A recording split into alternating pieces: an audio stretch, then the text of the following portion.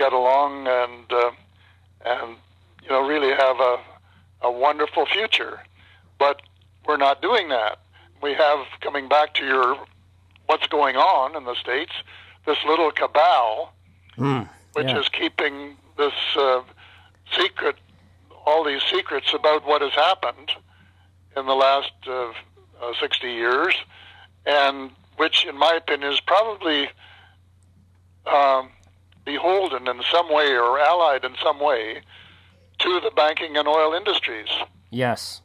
And this is really an old problem. I think General Eisenhower realized after he put Nelson Rockefeller in charge of the ET file that Rockefeller had done something with it that he really didn't approve of, and that is to turn a lot of it over to private enterprise, or a mix of private enterprise and a very small number of military people, the so-called military-industrial complex. That was not good for the United States and not good for the world.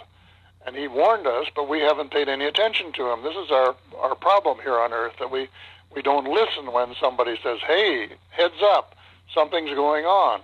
Well, something has been going on, and all of this information that can be used for healing, because the visitors have medical knowledge which is far in advance of ours, or building a better world is available to us. What we have to do is use it, and we can't use it if we don't know about it. So that's the first thing.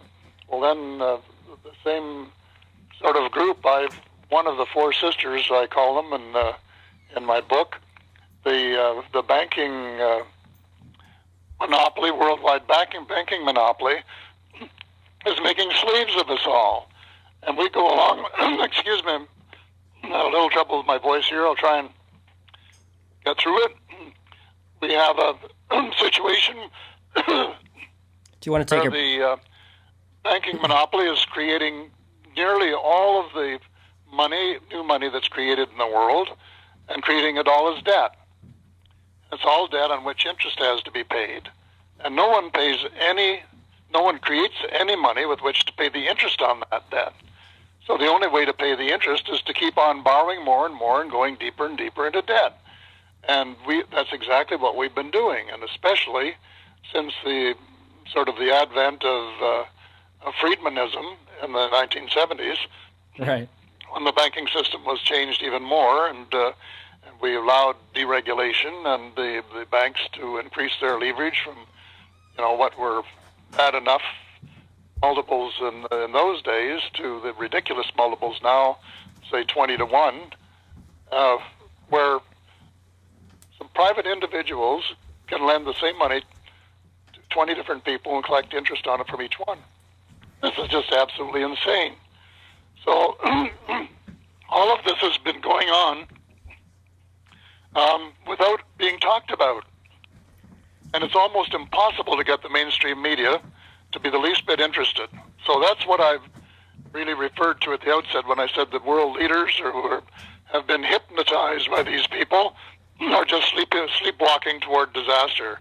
And somehow we've got to get the truth out before it's too late. Don't touch that dial. An alternate reality awaits. We interrupt this program to bring you a special bulletin from our interplanetary newsroom.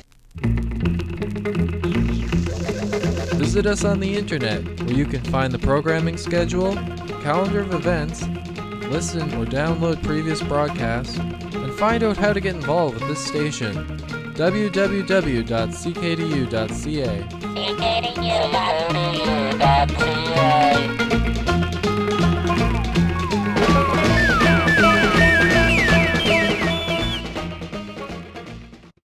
Meningitis is a disease that causes serious brain and blood infections.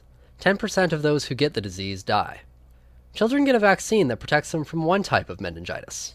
The IWK is doing a study on a vaccine that may protect against 4 types of meningitis disease. If you are 10 to 25 years of age and have never had a meningitis vaccine, call Kim at 470-7857. Eligible participants will receive the vaccine free of charge and be reimbursed for travel and parking. That's Kim at the IWK, 470-7857. I'm David Suzuki, one of 30 million Canadians. We're the world's second biggest consumers of energy, and we're making the planet hotter. We use more energy than the entire continent of Africa, 680 million people.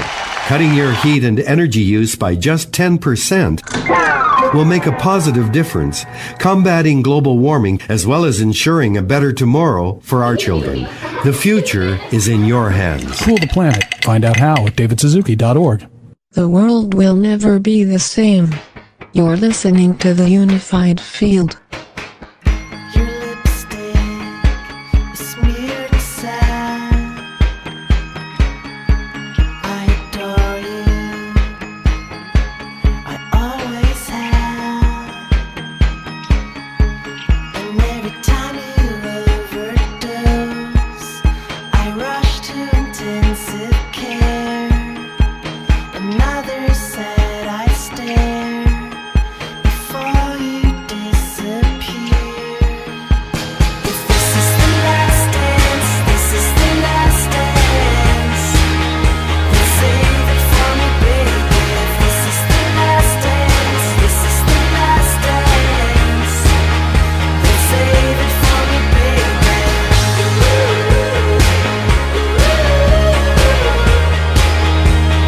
Save it for me, baby.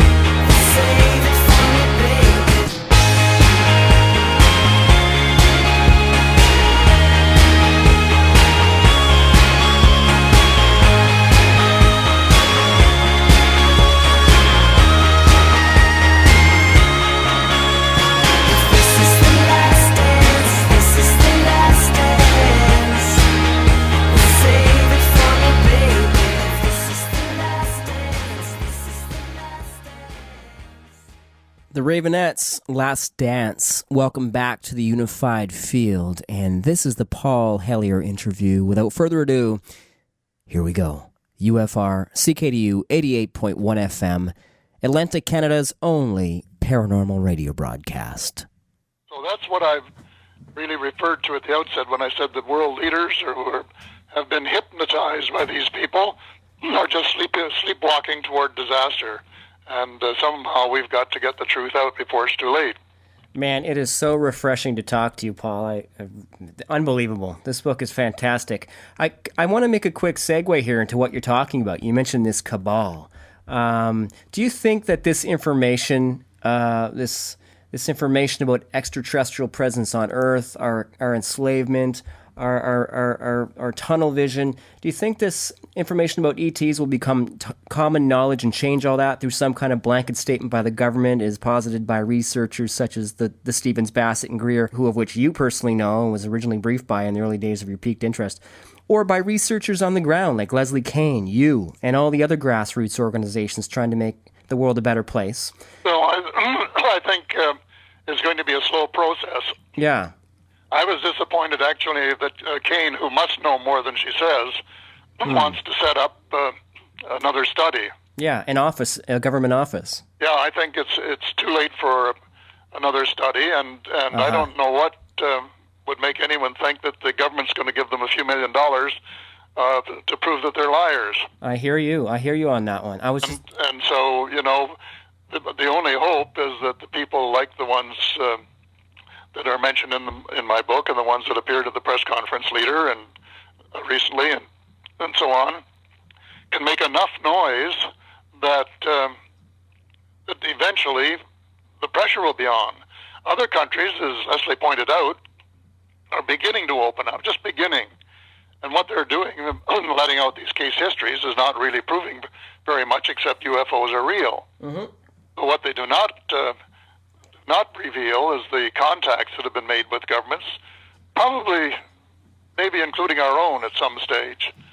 And I don't know that for a fact, but I have strong suspicions that there have been some contacts because Smith, in the early days, in his things that he wrote, going back 50 or 60 years. Is this Wilbur Smith, Paul? Wilbur Smith, yeah. Yes. Okay.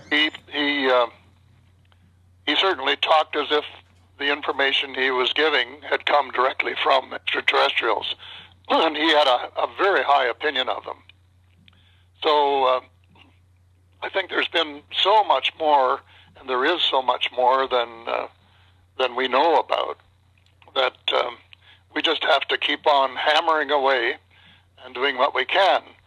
I'm planning to do a little op-ed piece in a week or two that probably won't be published anywhere, but my wife and I were in Montreal for our 5th wedding anniversary a couple of weeks ago. Oh, congrats. And there had been a sighting the night before, and it was there was a little thing on the front page of the Montreal Gazette, and then the article was on page 2. Uh-huh. But the heading was UFO sighting ? Right. Well, imagine, with the thousands and thousands of sightings that there have been in the last 40 or 50 years, and all of the information that there is available, that headline writers would be so in the dark, quote unquote, Yeah. that they would still treat this as being a hypothetical thing and, as maybe not real. And so was just going to go back over the history a little bit and talk about early Canadian involvement through Wilbert Smith, and about some of the sightings in Manitoba, including the crash there, and so on, in order to see if we couldn't get a few more people at least interested in trying to find out what the truth really is. Right. But it's a slow process. On the positive side, as you know, there's a lot more in the mainline press today than there was 5 years ago when I first went public. Yeah, exactly. So that is progress, as slow as it is, sort of a snail's pace, no question, but it's better than nothing. No, absolutely. Every little bit counts. You're right.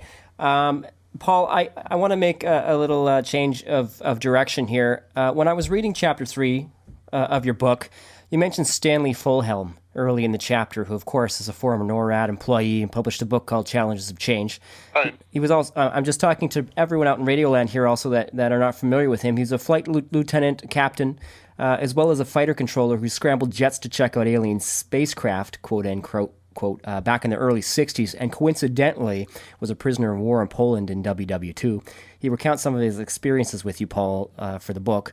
The reason I bring him up, and you may know why I'm segueing here, is because he fairly recently just made a public statement that on October 13th, just this past Wednesday, UFOs were going to make themselves known to planet Earth, just like the television series V.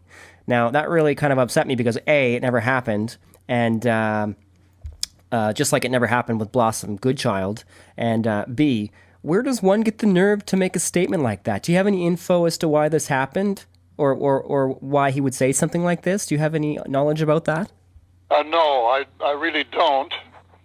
But because he's a very respected, political and figure in wartime and presently as well. So I just don't understand where he's coming from here. I really don't know, but it's curiously enough that was about the time I saw my first UFO. Yeah.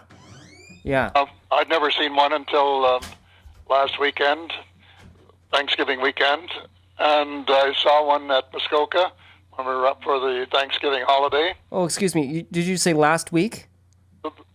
The weekend of the 13th, yeah. You really? Yeah. What happened there, Paul? Well, my wife went out to look at the stars, went out on the patio at our place in Muskoka, and she couldn't see any through the trees, so she came back in, went out the other way to the driveway.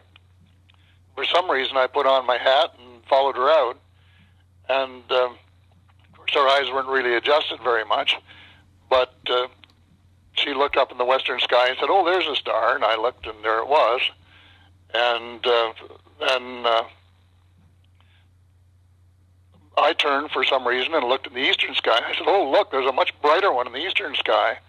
And so she turned and looked at that, and it was very bright. And I said, "Well, it's got to be one of the planets because it's so terribly bright." Yeah. Well, then it started to move.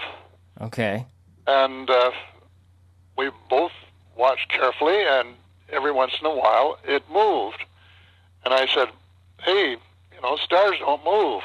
Right. And then I said, well, could it be a satellite?